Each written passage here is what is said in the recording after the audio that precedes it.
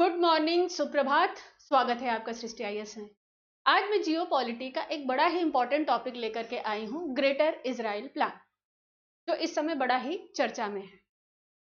आज की क्लास में हम जानेंगे क्या है ग्रेटर इजराइल प्लान, यह योजना कहां से संबंधित है, क्यों यह चर्चा में है, इसका क्या महत्व शेष विश्व पर पड़ने वाला है। यदि आप यूपीएससी या स्टेट पीसीएस की तैयारी करने वाले स्टूडेंट हैं तो आज का सेशन आपके लिए बड़ा ही महत्वपूर्ण रहने वाला है और लास्ट तक बने रहिएगा, क्योंकि लास्ट में मैं कुछ क्वेश्चंस लेकर के आई हूं जो आपके एग्जाम के लिए महत्वपूर्ण। तो चलिए स्टार्ट करते हैं। यदि मैं आपसे ये कहूं कि एक ऐसी गुप्त योजना है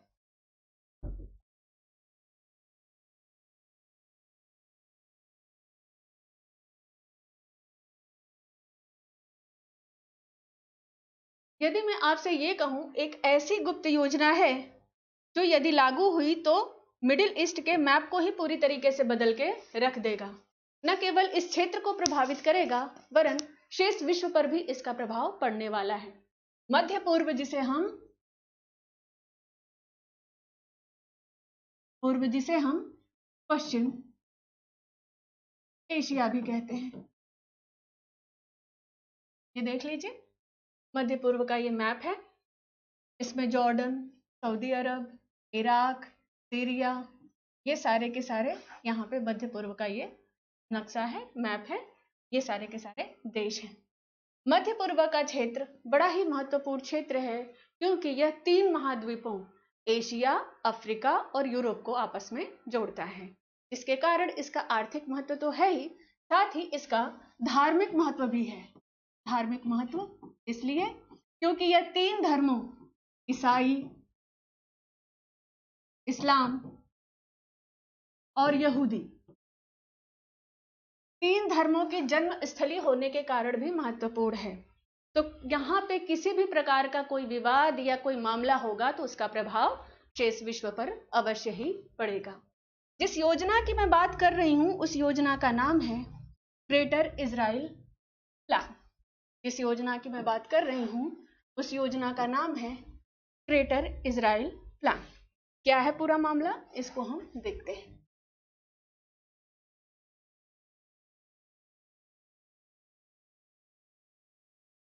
बड़ा लिखते हैं थोड़ा।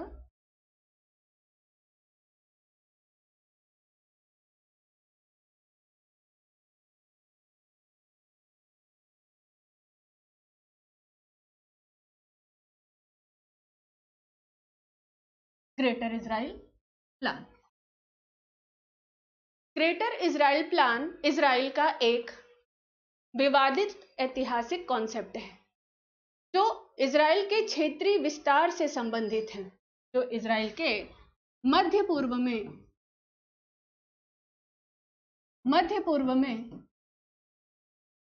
क्षेत्रीय विस्तार से संबंधित योजना है। इस योजना के तहत इजराइल अपने प्रॉमिस्ड लैंड को हासिल करना चाहता है।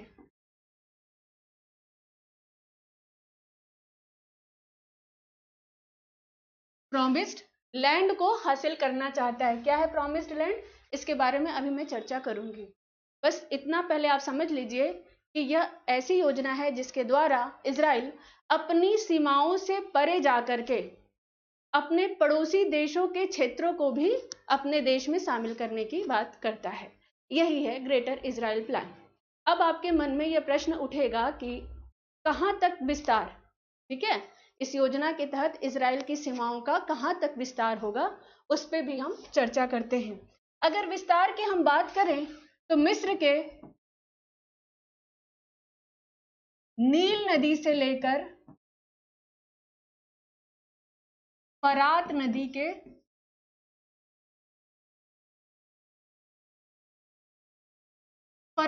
के मध्य का ये पूरा का पूरा क्षेत्र है। तो इस पूरे इतना बड़ा विस्तार की बात की जा रही है ग्रेटर इजराइल योजना के तहत, ग्रेटर इजराइल प्लान के तहत, और ये अपने प्रॉमिस्ड लैंड को हासिल करना चाहता है। इस भूमि को वो प्रॉमिस्ड लैंड कहता है। क्या है पूरा मामला, इसको समझने के लिए हम एक बार पहले इसको मैप पे देख लेते हैं, फिर पूरे मामले को ढंग से समझेंगे, ठीक है।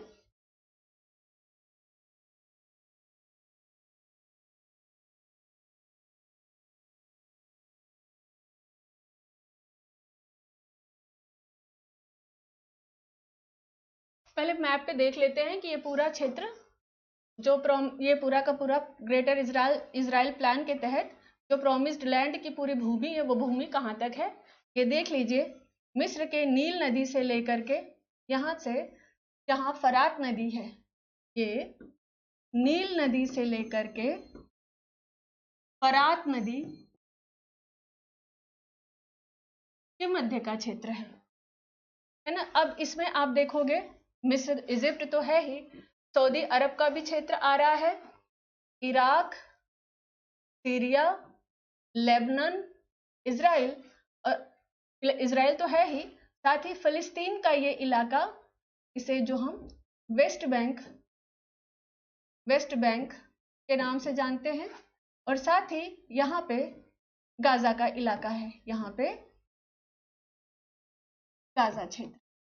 ये सारा क्षेत्र इस प्रॉमिस्ड लैंड के अंतर्गत आ रहा है ना। पूरे मामले को एक बार फिर से समझते हैं, क्या है पूरा मामला। इसके लिए एक मैं प्लेन पेज लेती हूँ।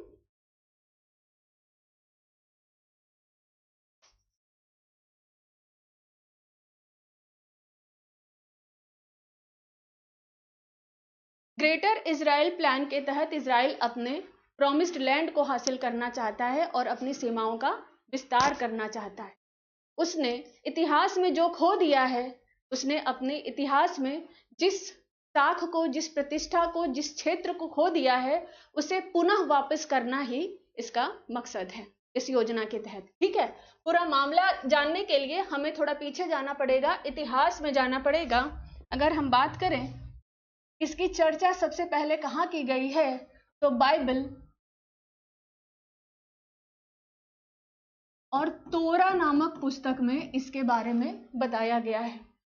तोरा नामक पुस्तक में इसके बारे में बताया गया है। क्या कहा गया है वहां पे? ईश्वर ने पैगंबर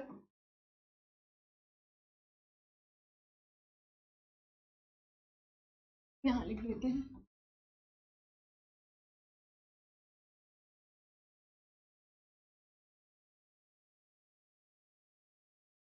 ईश्वर ने पैगंबर इब्राहिम को एक क्षेत्र विशेष देने का वादा किया था। यही वह प्रॉमिस्ड लैंड है जिसके विस्तार की यदि हम चर्चा करें तो मिस्र के नील नदी से लेकर के फरात नदी के मध्य का क्षेत्र। ईश्वर ने हजरत या पैगंबर इब्राहिम से वादा किया था कि इस क्षेत्र पे जो प्रॉमिस्ड लैंड है,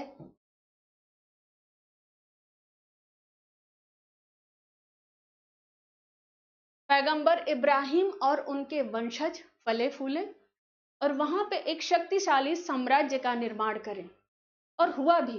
बाद में लगभग अगर हम बात करें 3000 वर्षों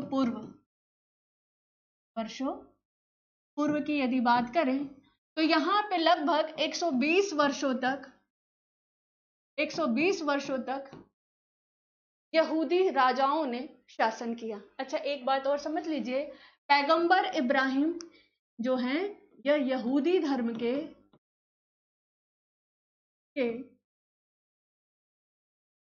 संस्थापक हैं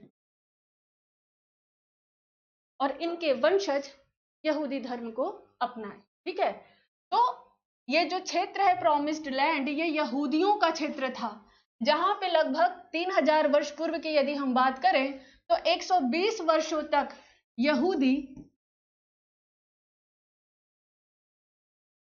शासकों ने शासन किया। ठीक है, फिर बाद में क्या स्थिति आई कि बाद में धार्मिक, ऐतिहासिक, सांस्कृतिक कारणों से उनकी यह सत्ता छिन गई और यह क्षेत्र भी छिन गया। यहूदी विस्थापित हो गए, दुनिया के अन्य देशों में बस गए। उनका कोई निवास स्थान, कोई एक पर्टिकुलर निवास स्थान नहीं रहा। फिर बाद में क्या हुआ, 19वीं सदी में एक व्यक्ति थे थियोडोर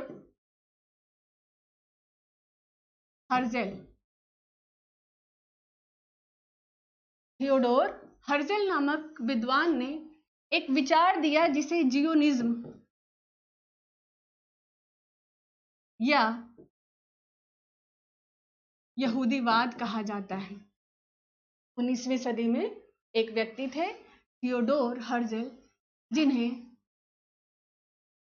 आधुनिक इजराइल का जनक भी कहा जाता है। इन्होंने ही जियोनिज्म या यहूदीवाद का कॉन्सेप्ट दिया। ये क्या है?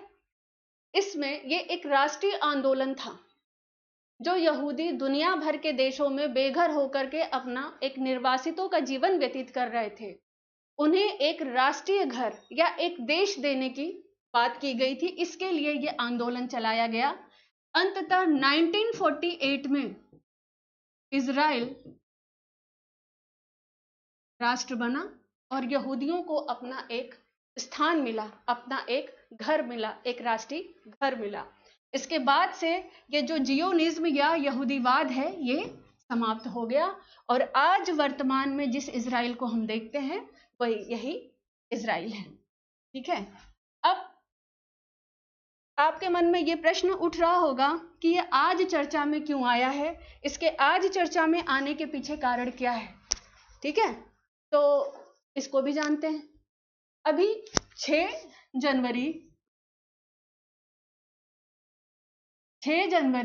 2025 को एक ट्विटर हैंडल है जिसका नाम है इजराइल अरबिक। ये ट्विटर हैंडल है। यहां से एक मैप पोस्ट किया गया, यहां से एक मैप पोस्ट किया गया। यह इजराइल के विदेश मंत्रालय, मिनिस्ट्री ऑफ एक्सटर्नल अफेयर से संबंधित है। इन्होंने एक मैप पोस्ट किया। मैप पोस्ट करने के बाद पूरे अरब जगत में एक भूचाल सा आ गया। शेष विश्व में भी चर्चा होने लगी। क्यों चर्चा होने लगी? क्योंकि इन्होंने जो प्रॉमिस्ड लैंड है उसको दिखाया है अपने क्षेत्र में। अब एक चीज और समझ लीजिए कि ये पूरा क्षेत्र एक बार मैप पे भी हम देख लेते हैं कि प्रॉमिस्ड लैंड का इलाका वैसे तो मैंने आपको दिखा दिया, लेकिन इन्होंने जो मैप साझा किया है उस मैप को भी हम देख लेते हैं कि कौन सा मैप इन्होंने पोस्ट किया। देखिए, चीजें थोड़ी सी और क्लियर हो जाएंगी। ये मैप है जिसे इजराइल अरबिक ट्विटर हैंडल से पोस्ट किया गया, क्योंकि ये अरबी में लिखा हुआ है, लेकिन इसे देख करके आप समझ सकते हैं जो इजराइल छोटा सा उसका पूरा इलाका इतना बृहद रूप में दिखाया गया है। उसके बाद ये चर्चा में आ गया। चर्चा में आने इस समय इस मैप को पोस्ट करने के पीछे उनकी क्या मंशा है इसे भी जानना होगा। एक बार ये थोड़ा सा हट जाए, चीजें क्लियर।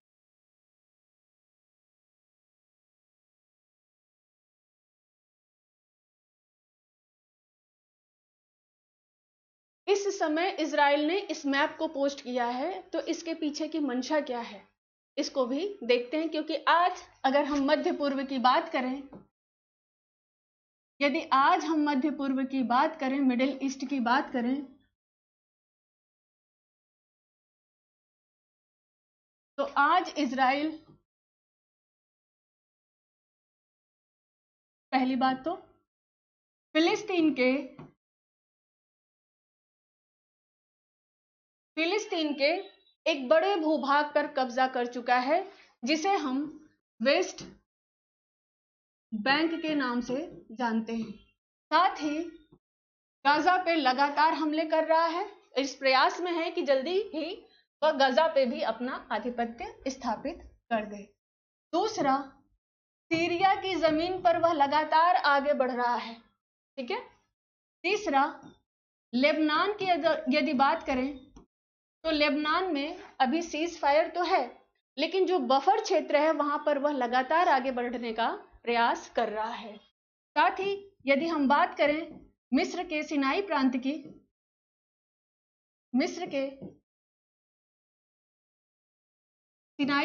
की, तो यहां पर उसकी हमेशा से निगाह रहती है, उसे वह हासिल करना चाहता है, जिसके कारण अक्सर तनाव होता रहता है। ठीक है। और साथ ही सऊदी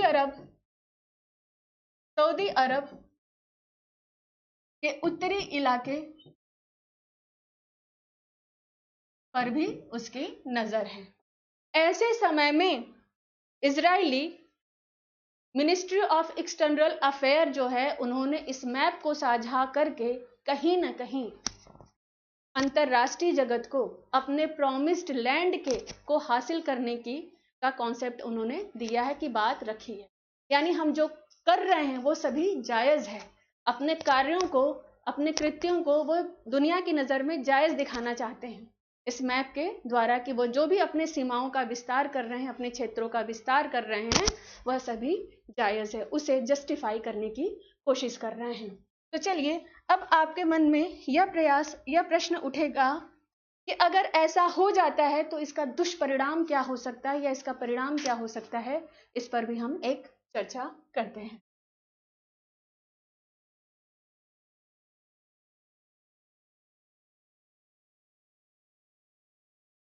इम्पैक्ट की बात करते हैं। एक बार मैप में ये देख लीजिए, अच्छे से मैंने आपको नहीं दिखाया था, ये भी इंपॉर्टेंट है, इसे भी देख लीजिए कि कौन कौन सा क्षेत्र आ रहा है इस ग्रेटर इजराइल। ये है पूरा का पूरा क्षेत्र। इसमें इजिप्ट का पार्ट्स ऑफ सिनाई पेनिनसुला आ रहा है। सिनाई पेनिनसुला ये वाला क्षेत्र है। मिस्र का जॉर्डन, लेबनन, जॉर्डन आपका यहाँ पे आएगा, Lebanon, Syria, Iraq, Saudi Arabia और ये कुवैत, ये सारे के सारे आपके आ रहे हैं ग्रेटर इजराइल प्लान के अंतर्गत। ये सारा का सारा जो क्षेत्र है, इसे ही हम कहेंगे प्रॉमिस्ड लैंड। प्रॉमिस्ड लैंड, ठीक है। यानी इजराइल जो यहाँ तक सिकुड़ा हुआ है, वो अपने क्षेत्र को विस्तृत या अपनी सीमाओं को कैसे फैलाएगा, यही योजना है ग्रेटर इजराइल प्लान की। तो ग्रेटर इजराइल प्लान के द्वारा अपने प्रॉमिस्ड लैंड को वो हासिल करना चाहता है। यदि वह ऐसा करता है तो इसका क्या दुष्परिणाम होगा, है ना, क्या कारण होगा, इसका क्या प्रभाव पड़ेगा, इस पर भी हम एक चर्चा करते हैं। इम्पैक्ट, सबसे पहले तो tension and instability in the middle east. Middle east में टेंशन और इनस्टेबिलिटी यानी अस्थिरता और तनाव की स्थिति तो उत्पन्न होगी ही, क्योंकि अगर हम बात करें पहली बात कि इजराइल जिन देशों के क्षेत्रों को अपने इस प्रॉमिस्ड लैंड में शामिल कर रहा है, वह अपने अस्तित्व और संप्रभुता के लिए इसे खतरा मानेंगे, ठीक है। दूसरी बात, जो ट्रिपल एच हैं यानी हूती, हिजबुल्ला और हमास, ये जो चरमपंथी संगठन हैं, कहीं ना कहीं वह और ज्यादा एग्रेसिव हो जाएंगे और वह अपने जो आतंकवादी घटनाएं हैं उनको और ज्यादा बढ़ा देंगे। तीसरी बात यदि हम करें तो इजराइल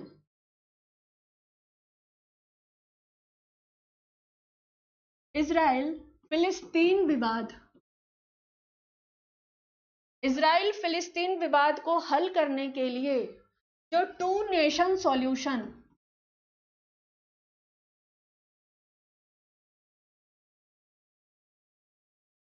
जिस टू नेशन सॉल्यूशन की बात की जाती है, यह भी खटाई में पड़ जाएगा। ये तो हुई ये सारी की सारी बात कि टेंशन इनस्टेबिलिटी बढ़ेगी मिडिल ईस्ट में। साथ ही अगर हम बात करें यहाँ पे रीजनल अलायंसेस एंड पोलराइजेशन, बिल्कुल यहाँ पे होगा, क्योंकि ईरान जो कि घोर विरोधी है इजराइल का, कहीं ना कहीं यह अपने अस्तित्व के लिए या अपने संप्रभुता के लिए, है ना, इसको खतरा मानेगा और कहीं ना कहीं और ज्यादा उग्र हो जाएगा। साथ ही यदि हम बात करें सऊदी अरब की, सऊदी अरब यह खाड़ी देशों को इजराइल के विरुद्ध करने की कोशिश करेगा और अपना संगठित होकर के क्या करेगा, इजराइल के खिलाफ लड़ने का प्रयास करेगा, जिससे अरब लीग और ज्यादा मजबूत हो जाएगा, ठीक है।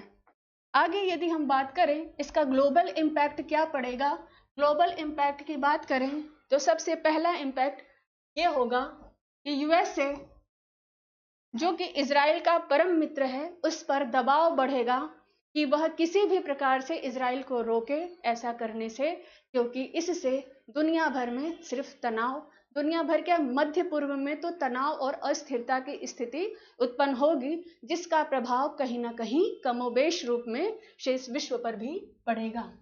दूसरी बात है, चीन और रूस यह कभी भी नहीं चाहेंगे कि इजराइल अपने प्रोमिस्ड लैंड को हासिल करे, क्योंकि इसी क्षेत्र से यदि चीन की बात करें तो इसका BRI प्रोजेक्ट जो है, प्रोजेक्ट यहीं से होकर गुजर रहा है। इसी प्रोजेक्ट के जरिए वह अफ्रीका और यूरोप तक अपनी पहुंच बनाना चाहता है और वह किसी भी प्रकार से नहीं चाहेगा कि यह बाधित हो।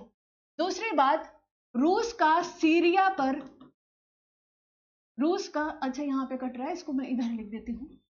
रूस का सीरिया पर बहुत प्रभाव है और रूस कभी भी नहीं चाहेगा कि इजराइल अपने सीमाओं को विस्तारित करे, क्योंकि यदि अगर इजराइल अपनी सीमाओं को विस्तारित करके मजबूत होता है तो कहीं ना कहीं अमेरिका भी मजबूत होगा और रूस ऐसा कभी नहीं चाहेगा, रशिया ऐसा कभी नहीं चाहेगा। ठीक है, ये तो हुआ ग्लोबल इम्पैक्ट की बात। अब अगर हम एनर्जी की बात करें, energy security and Jio economic impact बिल्कुल इसका पड़ेगा, क्योंकि गल्फ कंट्री अपने ऊर्जा के लिए जाना जाता है, क्योंकि कच्चे तेल सबसे ज़्यादा यहीं से प्रोड्यूस होते हैं। ओपेक कंट्री में भी अगर हम बात करें तो सभी महत्वपूर्ण देश यहीं से हैं, और किसी भी वजह से कच्चे तेल की कीमत बढ़ती है तो अंतरराष्ट्रीय बाजार में तो उसका प्रभाव शेष विश्व पर भी पड़ेगा। ठीक है, तो इसका प्रभाव आर्थिक रूप से पड़ेगा। ठीक है, आगे बढ़ते हैं। रिलीजियस एंड आइडियोलॉजिकल कन्फ्लिक्ट, बिल्कुल कहीं ना कहीं ईसाई और इस्लाम धर्म, अगर इजराइल अपने इस प्रोमिस्ड लैंड को हासिल करने की कोशिश करता है तो इजराइल और इस्लाम धर्म कहीं ना कहीं यहाँ पर क्या होगा, संघर्ष की स्थिति, इन दोनों धर्मों में संघर्ष की स्थिति उत्पन्न हो जाएगी। ठीक है, अंततः अब इसका क्या प्रभाव भारत के संदर्भ में क्या होगा, इसका क्या प्रभाव पड़ेगा, उस पर भी हम चर्चा कर लेते हैं। इम्पैक्ट ऑफ इंडिया, सबसे पहला भारत पे दबाव बनेगा बैलेंसिंग प्रेशर ऑफ इंडिया, एक संतुलन, इनके मध्य संतुलन स्थापित करने का भारत के ऊपर दबाव बढ़ेगा, क्योंकि इजराइल भारत का एक बहुत, इजराइल भारत का महत्वपूर्ण साझेदार है। मुख्य रूप से यदि बात करें तो कृषि और रक्षा के क्षेत्र में, एग्रीकल्चर और डिफेंस के क्षेत्र में इजराइल भारत का एक बहुत बड़ा साझेदार है। साथ ही यदि हम गल्फ कंट्री की बात करें, गल्फ कंट्री की यदि बात करें तो यहाँ पे भारत के अपने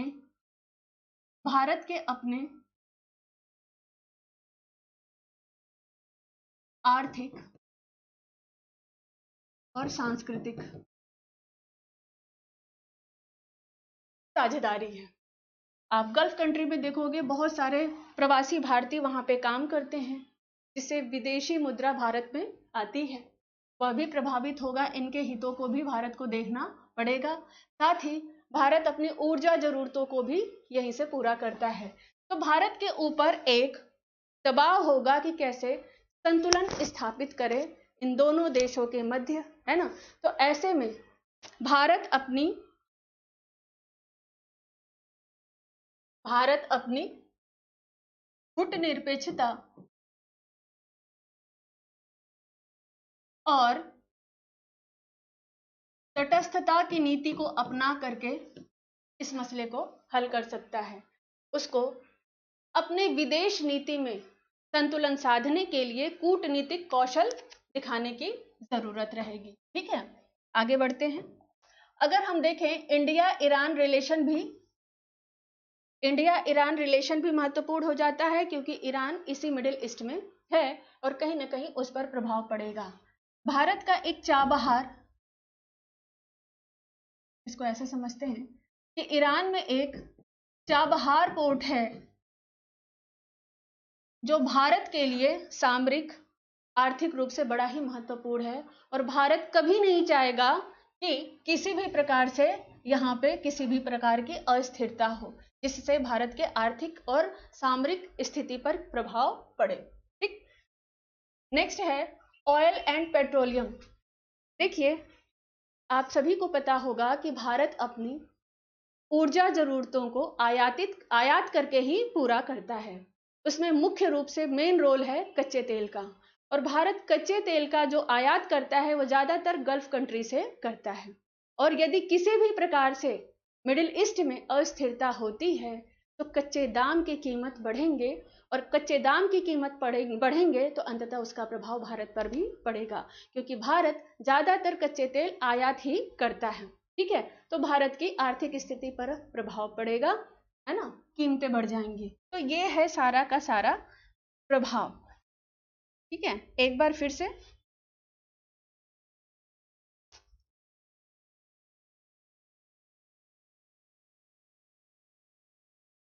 क्या है पूरा मामला, मेरे ख्याल से आप समझ गए होंगे। ग्रेटर इजराइल प्लान एक ऐसा प्लान है जिसके द्वारा इजराइल अपनी प्रॉमिस्ड लैंड को हासिल करना चाहता है। ये ऐसा लैंड है जो मध्य पूर्व के ज्यादा क्षेत्रों को प्रभावित कर रहा है, अपने में शामिल करने की बात करता है। यदि इजराइल किसी भी तरीके से इस क्षेत्र को हासिल करने की कोशिश करता है तो उसके बहुत सारे इम्पैक्ट पड़ेंगे, जिसकी हमने चर्चा की। अच्छा, इजराइल समय समय पर हमेशा अपनी इस मंशा को जाहिर करता रहा है। हालांकि इसमें बहुत सारी चुनौतियां हैं, लेकिन फिर भी कहीं ना कहीं इजराइल की यह एक, कहते हैं ना, चाह है या इच्छा है जिसे वो हासिल करना चाहता है। ठीक है, तो अभी तो फिलहाल इतना ही। अब हम बढ़ते हैं प्रश्नों की ओर।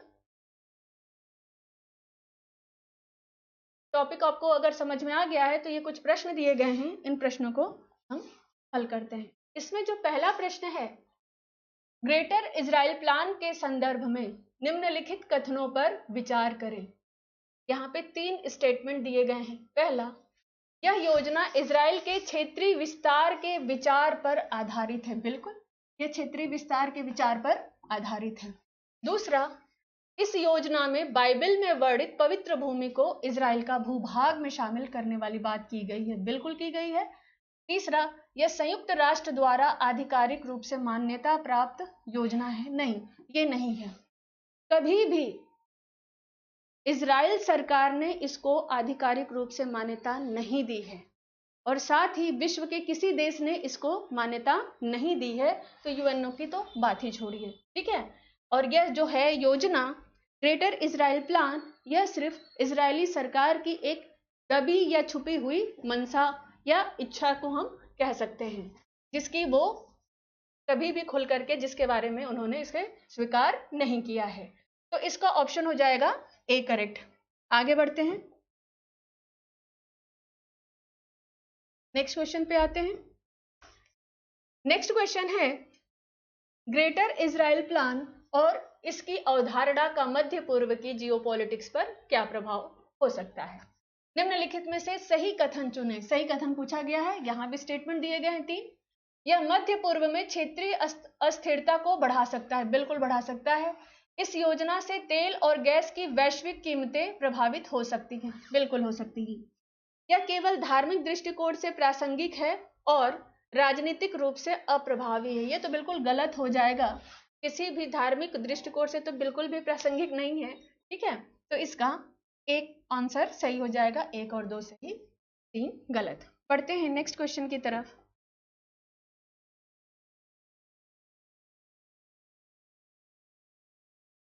हमारा जो नेक्स्ट क्वेश्चन है, ग्रेटर इजराइल प्लान का उल्लेख अंतरराष्ट्रीय संबंधों में आर्थिक और सुरक्षा प्रभाव के संदर्भ में किया जाता है। निम्नलिखित में से कौन सा कथन सही है। यहाँ भी 3 स्टेटमेंट दिए गए हैं। यह योजना इजराइल के पड़ोसी देशों के साथ उसके संबंधों को और खराब कर सकती है। ये सही है पहला स्टेटमेंट। सेकंड, इससे भारत की ऊर्जा सुरक्षा पर प्रत्यक्ष प्रभाव पड़ सकता है। बिल्कुल सही है। तीसरा, यह वैश्विक भू आर्थिक प्रतिस्पर्धा को कम कर सकता है। ये गलत है। ठीक है, इसमें सिर्फ 1 और 2 सही होगा। आगे बढ़ते हैं नेक्स्ट क्वेश्चन की तरफ।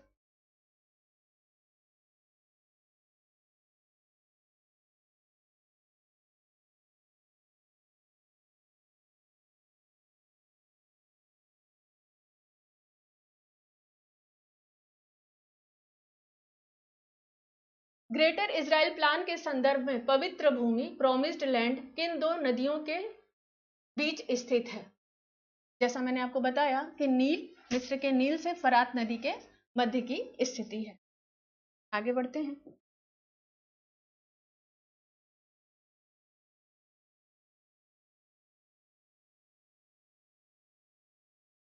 यहाँ कथन और कारण से संबंधित यहाँ प्रश्न दिया गया है, असर्शन दिया गया है। ग्रेटर इजराइल प्लान मध्य पूर्व की स्थिरता के लिए चुनौतीपूर्ण हो सकता है। बिल्कुल सही। रीजन क्या दिया गया है? यह योजना क्षेत्रीय विस्तार और पड़ोसी देशों की संप्रभुता के उल्लंघन पर आधारित है। नीचे दिए गए विकल्पों में से सही उत्तर चुनें। ये कथन भी सही है, कारण भी सही है, कारण कथन की व्याख्या कर रहा है, तो इसका ए आंसर सही हो जाएगा। तो ये तो हुए हमारे ऑब्जेक्टिव क्वेश्चन। मैंने कुछ सब्जेक्टिव क्वेश्चन भी बनाया है, यदि आप उसे देखना चाहते हैं तो देख लीजिए। और यदि आपने पूरे सेशन को ध्यान से सुना है तो इसका आंसर आप आसानी से लिख लेंगे। ग्रेटर इजराइल प्लान के संदर्भ में भारत की तटस्थता की नीति कितनी प्रभावी हो सकती है?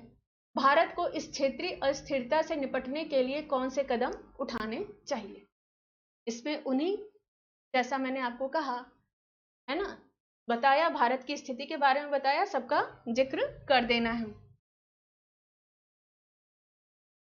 दूसरा प्रश्न है, कैसे ग्रेटर इजराइल प्लान चीन, रूस और अमेरिका जैसे वैश्विक शक्तियों के मध्य पूर्व में प्रभाव को पुनर्परिभाषित कर सकता है? भारत के लिए इस स्थिति में अवसर और चुनौतियां क्या हैं? तो ये है 2 क्वेश्चन जिसे आप 200 शब्दों में लिख करके प्रैक्टिस कर सकते हैं। तो ये है आज की पूरी क्लास। मिलते हैं नेक्स्ट क्लास में।